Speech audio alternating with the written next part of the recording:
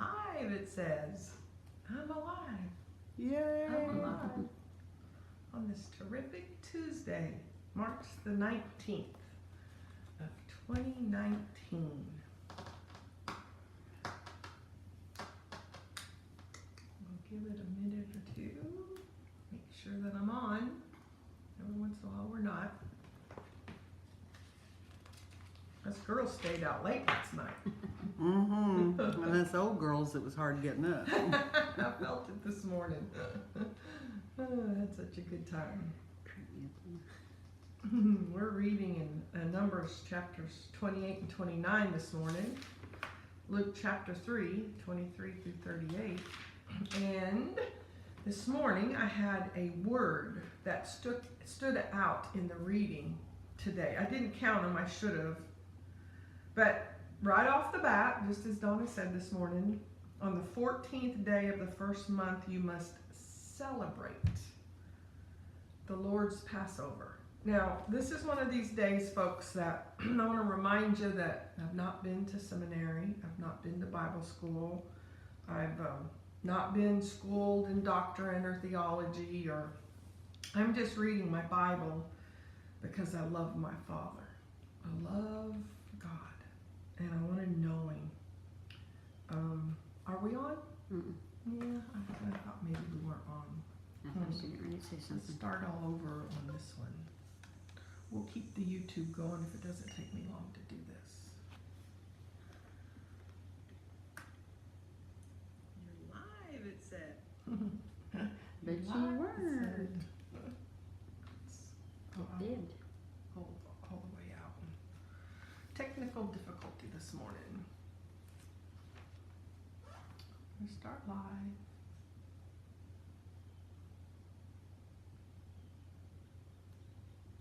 March the 19th, Daily Bible Study. Live now, hit the live button. Okay, we're going to try this again. We're 2 minutes in on the YouTube. Thank you for being patient with us on YouTube as we attempt to go live on Facebook. Waiting for the notice on Facebook. I have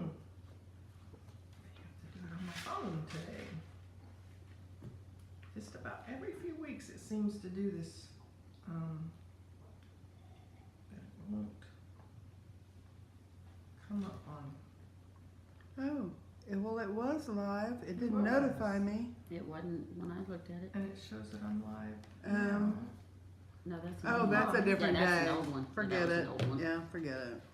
I was like, wow, Yeah, where'd it never that showed come up on mine from? at all. It Even when it hasn't. looked up your name, it didn't show up. I suppose it shows what you posted yesterday afternoon. Okay, we're gonna go with this, I think. Actually, I think I'll go ahead and I'm gonna do this. Sorry, YouTube. If I'd known it was gonna go like this, I would have started over on YouTube also, but. Okay, here we go. See how this goes. Maybe a little crooked on YouTube this morning, but we'll do it this way.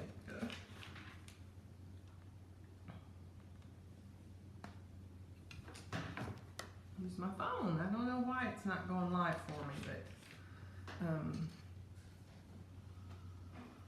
try this.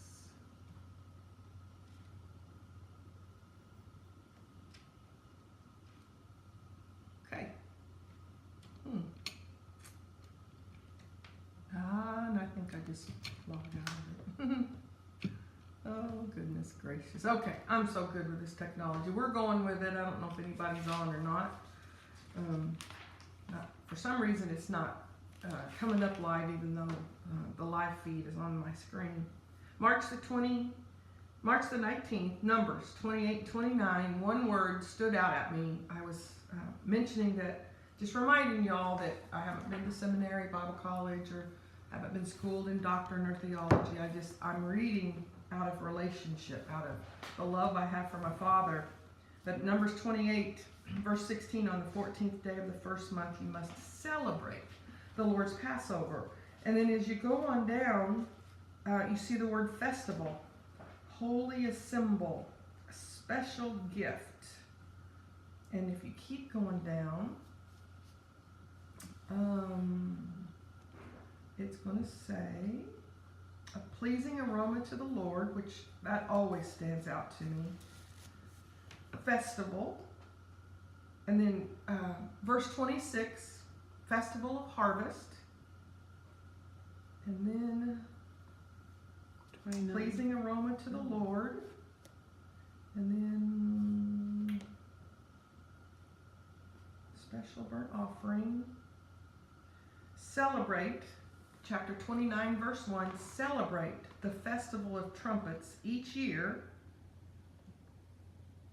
Holy assembly, you may do no ordinary work. And you'll just, as you keep going, you're going to see that theme. Festival, do no work, celebrate. And most of these festivals and stuff all geared around a sacrifice. Blood had to be shed. And, you know, in the last few years, when I think about their life and how hard it was for them to raise the cattle, to raise the bulls, to raise the rams, to raise their pigeons, to the doves, how hard their life had to be without electricity, without running water, without, I can't even imagine what it took just to feed the millions that was there. I can't even imagine taking down the tabernacle, putting it back up. And yet God told them specifically over and over again to celebrate. It's supposed to present a pleasing aroma to Him.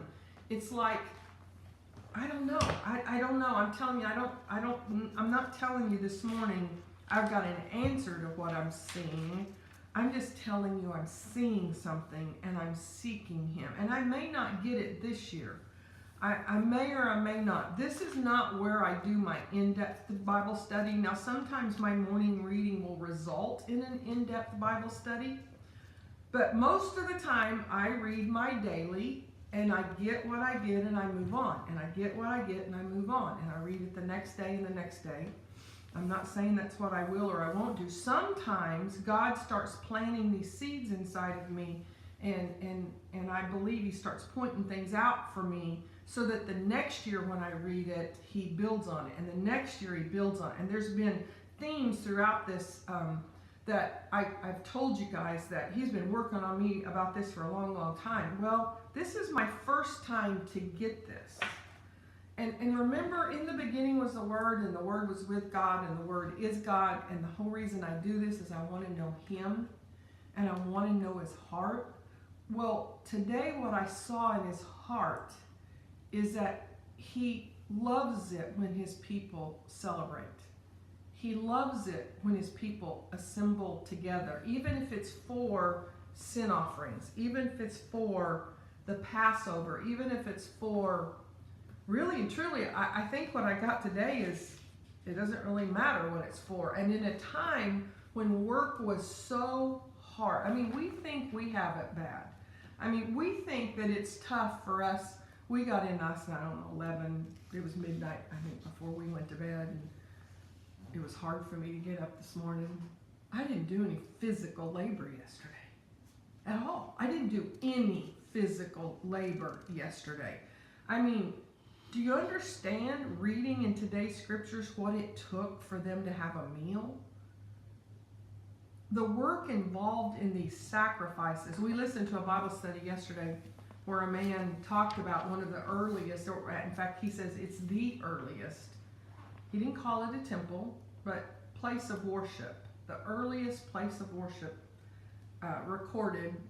He physically went and visited it, and he had pictures of it. And in the chamber, it had 3 chambers, just as a temple has.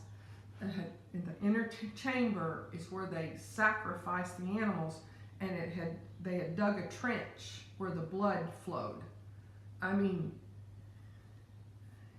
We don't have any idea what heart is. I don't think there's any place in the world today with the luxuries that we have that understands the level of how hard life was back then. Now, it's all they knew. So, getting up and I don't even know how long it would have taken to make breakfast. They probably ate one meal a day. I haven't done the research. Again, I'm not coming to you as an authority. I'm coming to you as a woman who absolutely has to have God in her life in order to make it through the day.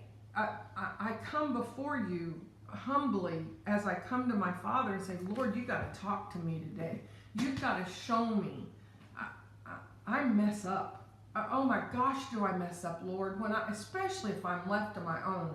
If I pass up this daily reading, if I pass up, this morning I had to close my eyes and really press in, and I have a decision to make, and I'm wanting to hear Him, and I had to tell Him, God, I don't want it to be about me. I want none of me in this decision at all. I want to hear Your voice. And reading this book helps me hear His voice, and it helps me get rid of myself so that I can then walk in total peace. I want peace in my life. When I'm at peace in my life, I feel like I'm right smack dab where He wants me to be. Not perfect. He doesn't call me to perfection. I don't have to be a scholar. This morning I'm reading, and what I got from my Father is how much He wants us to be happy, how much He wants us to celebrate, how much He wants us. I believe He celebrates the gathering together of the saints. I think He loves it when we get together and we love on each other and we help each other and we just do life together. I think that pleases my Father as much as any other thing I do. That's what I got out of today's reading. In the midst of all the hardships, in the midst of the impossible sacrifices they had to do, in the midst of the impossible laws, it was impossible to keep the laws. I read today, celebrate, festival. Verse 20 of chapter 29, on the third day of the festival. He called them festivals. Celebrate. All the way through here. On 23, on the fourth day of the festival. I should have looked it up, and I'm using my phone so I can't. I should have looked up what festival means. But I have a feeling it's a happy thing. I have a feeling it's a good thing. And He festivals in verse 26, it's in verse 29. It's in verse 32, the festival.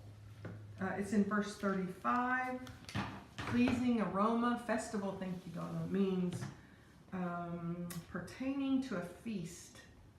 So that means they lacked for nothing, their bellies were full. Probably one of the hardest things they ever went through back then was hunger. I know hunger and thirst caused them to rise up against Moses.